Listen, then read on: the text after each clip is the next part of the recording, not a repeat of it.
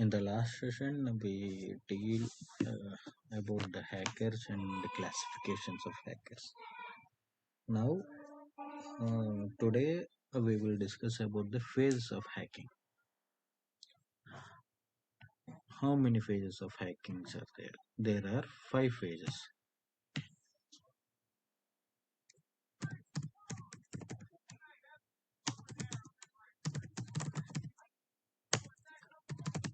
There are 5 phases.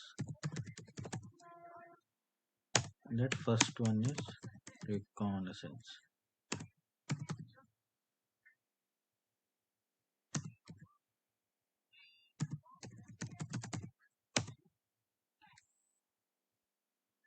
Second one is scanning. Third one is gaining access. Fourth one is maintaining access. Fifth one is clearing logs and traces.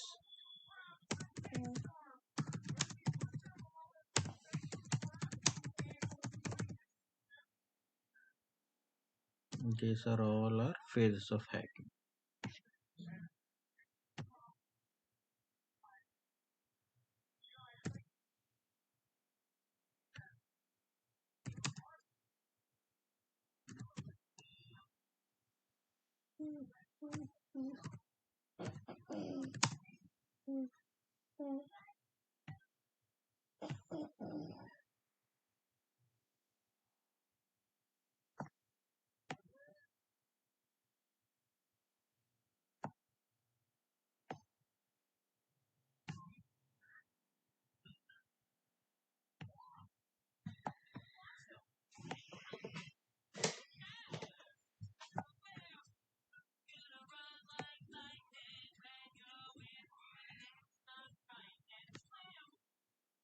Reconnaissance, scanning, gaining access, maintaining access, and clearing logs and traces. The reconnaissance అంటే మనం ఒక టార్గెట్ని fix చేయాలి. మనం ఎవరినైతే attack చేయాలనుకుంటున్నామో ఆ target taluka in and out మనకు తెలిసి ఉండాలి. ఇన్ అండ్ అవుట్ తెలిసి ఉండాలి అంటే వాడు ఆ టార్గెట్ కోసం ఇన్ఫర్మేషన్ అనేది గ్యాదర్ చేయాలి. In other words, the reconnaissance means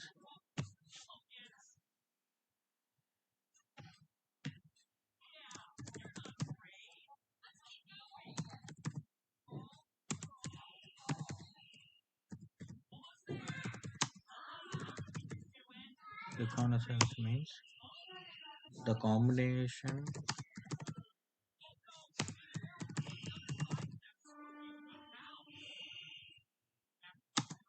combination of who, what, where, when, why, how. Reconnaissance means the combination of who, what, where, when, why, how. అంటే ఒక టార్గెట్ ఏం చేస్తున్నాడు, వాడు తాలూకా ఇన్ఫర్మేషన్ అనేది గ్యాదర్ చేయాలి. Reconnaissance is nothing but gathering the information of a target.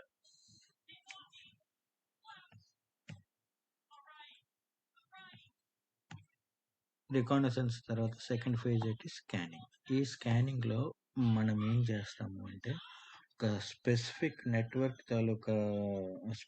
Network ని scan చేయాలి. ఎందుకు స్కాన్ చేస్తామంటే weak points or loopholes తెలుసుకోవడానికి. మనకి లూప్ హోల్స్ తెలిస్తేనే కదా మనం పెనిట్రేట్ అవ్వగలం ఒక నెట్వర్క్ లోకి.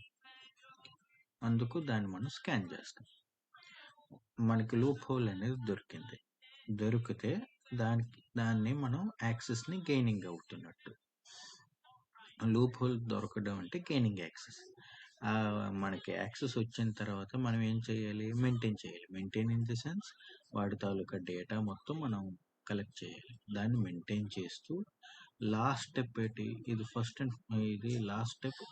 ఇది చాలా ఇంపార్టెంట్ స్టెప్. మొత్తం లాగ్స్ అనేది క్లియర్ చేసేయాలి. అంటే దొంగతనం చేయాలి, దొంగతనం చేసినట్టు కనపడకూడదు. ఈ 5 స్టేజెస్లో ఏ స్టేజ్ అయినా మర్చిపోవచ్చు, కానీ 5th స్టేజ్ మాత్రం మర్చిపోకూడదు. ఇంటెలిజెంట్ హ్యాకర్ చేసే పని ఏంటంటే 5th స్టేజే ఎక్కువ చేస్తాడు. ఆ లాగ్స్ అండ్ ట్రేసెస్ని క్లియర్ చేస్తాడు. ఎందుకంటే వాడు వెళ్ళినట్టు ఏ ఆధారాలు ఉంచడు.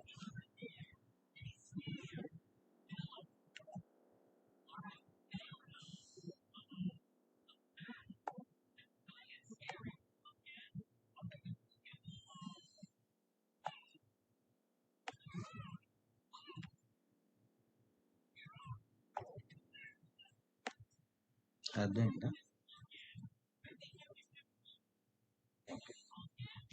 దీనికి కొన్ని లాస్ కూడా ఉన్నాయి మన దగ్గర. ఆ లాస్ ఏంటంటే, ఇన్ కేస్ మనకి హ్యాక్ అయిన తర్వాత మనకి ప్రొటెక్ట్ చేసే లాస్ ఉన్నాయి. ఇండియాలో మాత్రం ఒకే ఒక లా ఉంది. అది ఏంటంటే 777. లా పేరు 777. అది ఐటీ యాక్ట్ 2000లో అది ఇంప్లిమెంట్ అయ్యింది. ఆ 777 ఏంటి అంటే, నువ్వు సైబర్ క్రైమ్ ఎంత పెద్ద 7 days నీకు బెయిల్ రాదు. 7 రోజులు నువ్వు లెక్క పెట్టాలి. 7 years నీకు శిక్ష ఉంటుంది. ఇప్పుడు మీరు న్యూస్ చూస్తే ఐబొమ్మ రవి అని ఒక ఆయన సైబర్ క్రైమ్లో దొరికాడు. యాక్చువల్గా ఆయన చేసింది సైబర్ క్రైమ్ కాదు, ఆయన చేసింది డేటాని దొంగిలించాడు. అది ఎవరి డేటా? ఎవరైతే ఆయన సైట్లో లాగిన్ మూవీస్ అనేది ఫ్రీగా చూశారో ఆయన యాక్చువల్గా అయితే ఒక వెబ్ డెవలపర్. హ్యాకర్ కన్నా ఎక్కువ ఇన్ఫర్మేషన్ డెవలపర్ దగ్గర.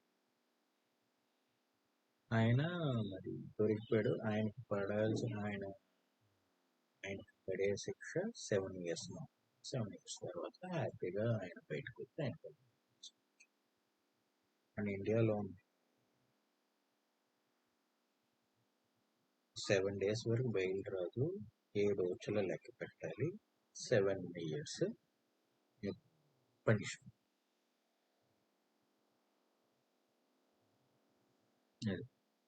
అది మన ఇండియాలో ఒకే ఒక్క లా. ఇంకోటి ఉంది,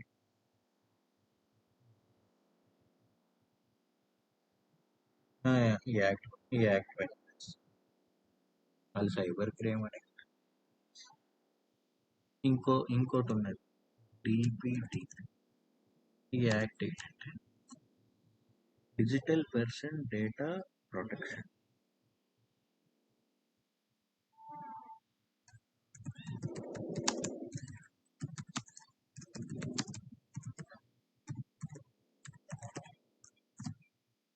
డిజిటల్ పర్సన్ డేటా ప్రొటెక్షన్ ఇదే ఎవరు ఇంట్రడ్యూస్ చేశారంటే సుప్రీం కోర్ట్. అది ఎప్పుడు ఇంట్రడ్యూస్ చేసిందంటే రీసెంట్గా 2023. అంటే ఇప్పుడు సపోజ్ ఒక హాస్పిటల్ తీసుకో, లైఫ్ కేర్ సెంటర్ అని ఒక హాస్పిటల్. ఆ హాస్పిటల్ వాడు ఇన్సూరెన్స్కి ఒక థర్డ్ పార్టీ కంపెనీకి ఇచ్చాడు ప్రాజెక్ట్ ఇన్సూరెన్స్ మీద. అయితే ఆ థర్డ్ పార్టీ వాడు కొంత డేటాని హాస్పిటల్ నుంచి కొంత పేషెంట్స్ తాలూకు డేటాని వాడు అడిగాడు. ఇద్దరు మ్యూచువల్ అండర్స్టాండింగ్ ద్వారా లైఫ్ కేర్ సెంటర్ అనే హాస్పిటల్ తాలూకు డేటా ఈ థర్డ్ పార్టీ వాడు కంపెనీకి వచ్చింది. వాడు డెవలప్ చేశాడు. వాడు లైఫ్ కేర్ సెంటర్కి తగ్గట్టుగా వాడు ఏ రిక్వైర్మెంట్ అయితే ఇచ్చాడో వాడు అప్లికేషన్ డెవలప్ చేసి మళ్ళీ ఆ అప్లికేషన్ అనేది లైఫ్ కేర్ సెంటర్కి డిప్లాయ్ చేస్తాడు. అక్కడితో ప్రాజెక్ట్ అయిపోయిన తర్వాత ఈ థర్డ్ పార్టీ వాడు ఏం చేయాలి? లైఫ్ కేర్ సెంటర్లో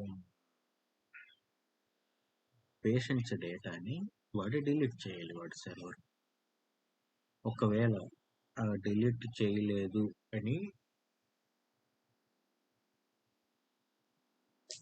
అని నీకు తెలిస్తే నువ్వు కోర్టులో కేసు వేసినా అది నువ్వు గెలలేవు. గెలిచినా నీకు ఈ ఎవరికి వస్తుంది అంటే గవర్నమెంట్ ఫైన్ వేస్తుంది. ఎవరికి? యూజువల్కి ఫైన్ వేస్తుంది, కానీ ఆ డబ్బు ఒక్కొక్క రూపాయి. అది ఫైన్ ఎంత వేయచ్చు అంటే 50, మినిమం 50, మ్యాక్సిమం వాళ్ళ ఎక్స్టెంట్. అది గవర్నమెంట్కి లాభం, మనకి కాదు.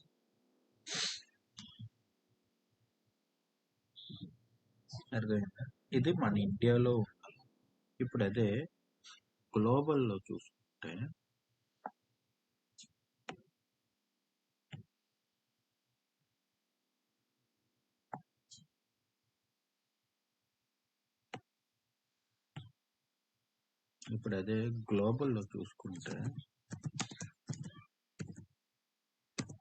మనకి హిప్పా అనే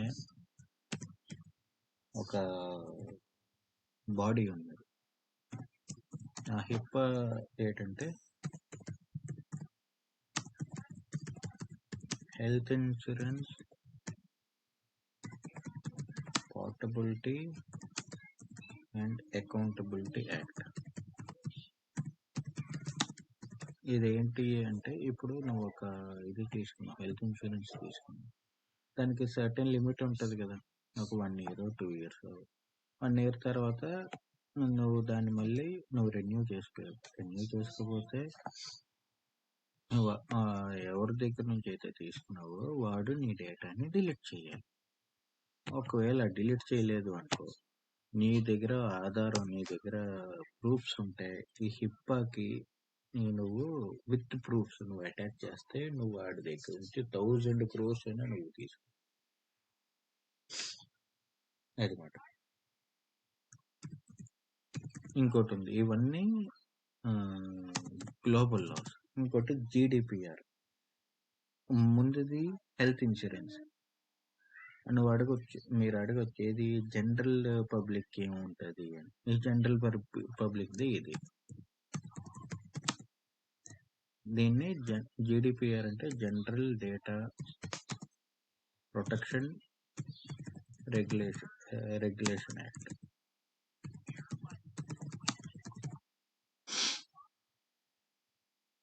GDPR. ఇంకోటి ఉంది PCIDSS. అంటే ఇది మన కార్డ్స్ కి సంబంధించింది. అది క్రెడిట్ కార్డ్ అవ్వచ్చు, డెబిట్ కార్డ్ అవ్వచ్చు. వీళ్ళకి మీరు చూస్తే క్రెడిట్ కార్డ్ కానీ డెబిట్ కార్డ్ కానీ బ్యాక్ సైడ్ PCIDSS అని ఉంటుంది, కంపల్సరీగా ఉంటుంది. ఇది ఈవెన్ RBI కూడా ఇది ఫాలో అవ్వాలి ఈ యాక్ట్ని. ఇది ఏంటంటే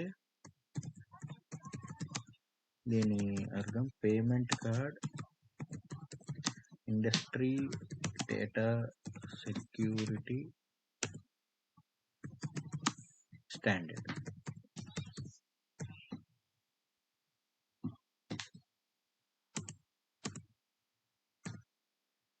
ఈ PCIDSS ఇది ప్రతి కార్డ్ పేమెంట్ అయినోడు ప్రతి ఒక్కరు ఫాలో అవ్వాల్సిందే. ఇది లేకుండా ఏ కార్డు ఉండదు. ఒకవేళ ఉన్నది అంటే మీరు హ్యాపీగా కేసు వేయచ్చు. వీడు కూడా హ్యాపీగా నువ్వు ఎంత డబ్బులు కావాలంటే అంత డబ్బులు నీకు వచ్చే ఛాన్సెస్ అయితే ఉన్నాయి. ఇది ఫేజెస్ ఆఫ్ హ్యాకింగ్. ముందు క్లాస్లో చెప్పింది క్లాసిఫికేషన్ ఆఫ్ హ్యాకింగ్. ఇప్పుడు చెప్పేది phases of hacking and laws. ఈ phases of hacking is important మనకి.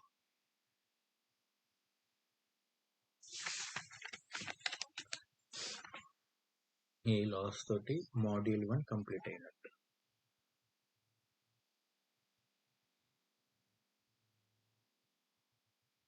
అర్థమైందా?